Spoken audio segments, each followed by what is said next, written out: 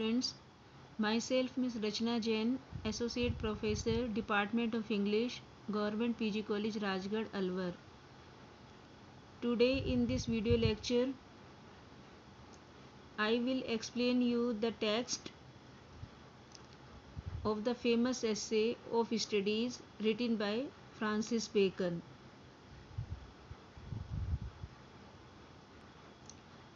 This essay is in the syllabus of BA Part 3rd English Literature, Paper 2nd, Unit A. Now, first of all, I tell you the word meaning of these lines. Full man means complete scholar. Conference means conversation or discussion. Ready man, a person ready with his views and arguments. Exact man means precise and systematic. Little means almost nothing. Need have means must already have.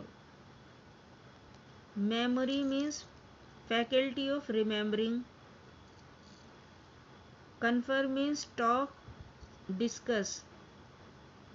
Present wit means quick-witted. Cunning means shrewdness, the ability of shrewdness.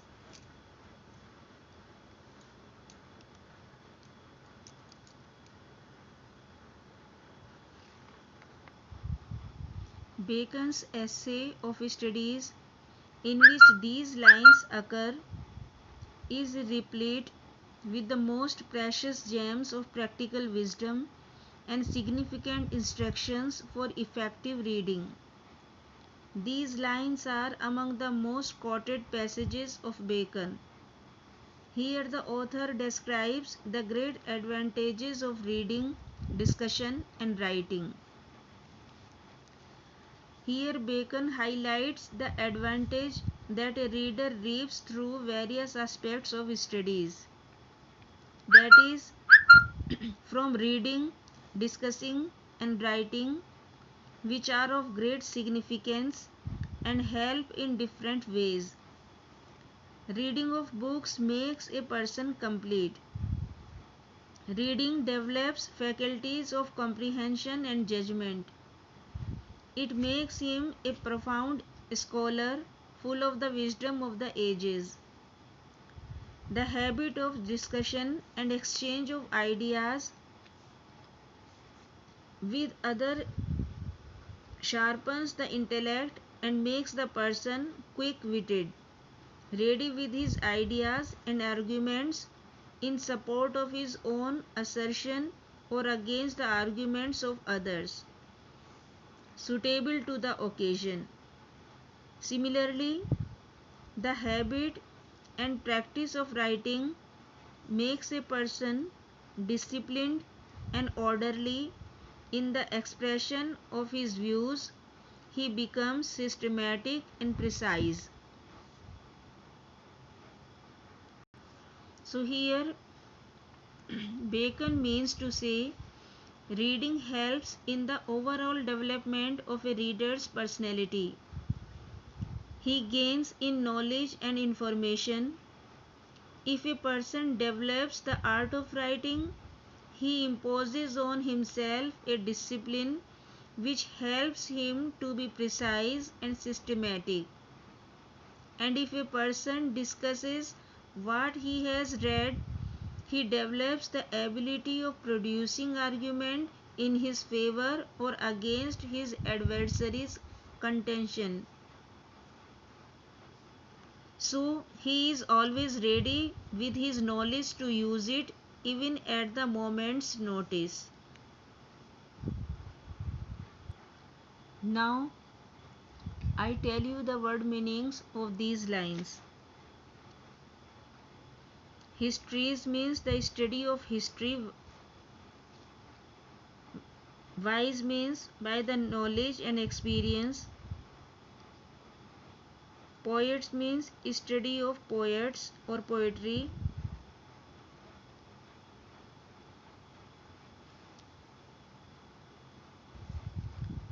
Subtle means deep and profound or keen. Moral means ethics. Grave means sober, serious minded. Logic means art of reasoning. Rhetoric means art and beauty of expression. Content means discuss and debate. Abu and stadia in modes means studies become manifest in character. Ne means no. Stoned or impediment means obstacles or hindrances. Wrote out means cured or remedied. Fit means proper or suitable. And appropriate means suitable.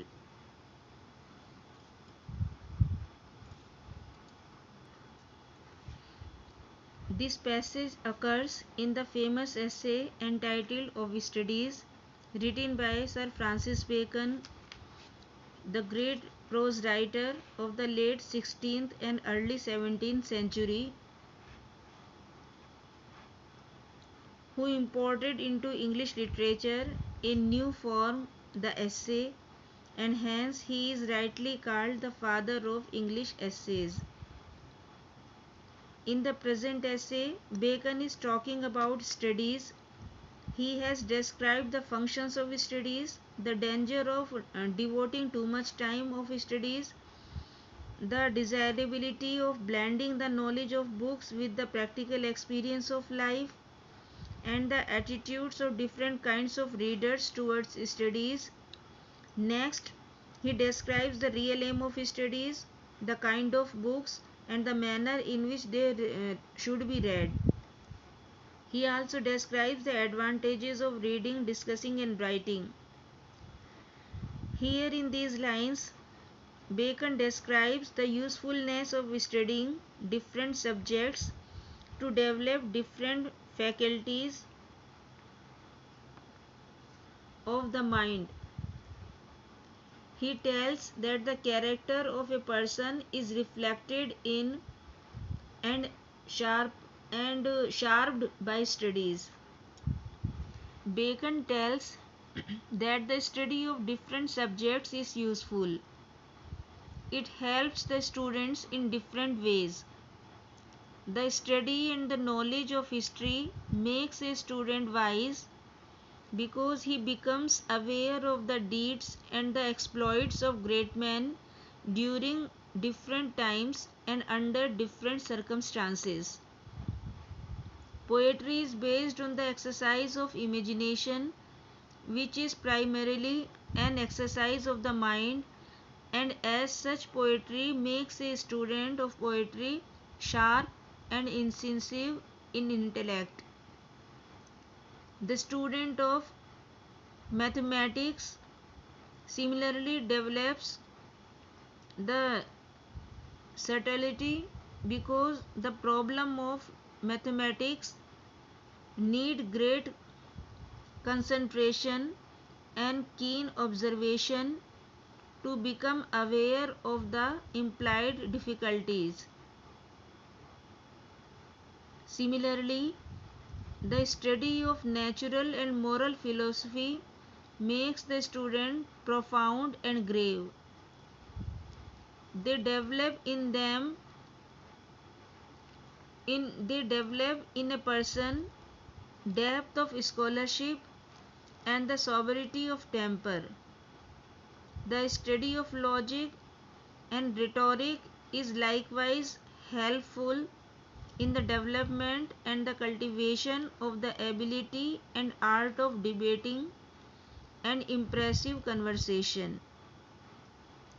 Through the Latin quotation, which means that character is formed by studies, he rightly infers that if it is true that studies shape and mold a character, they can be used to great advantage in correcting the defects, shortcomings, and ailments of the mind.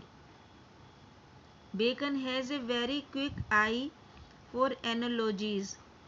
He says that as the diseases and defects of body can be cured by suitable exercise of the body, so the diseases and defects of the mind can also be effectively remedied by the suitable studies.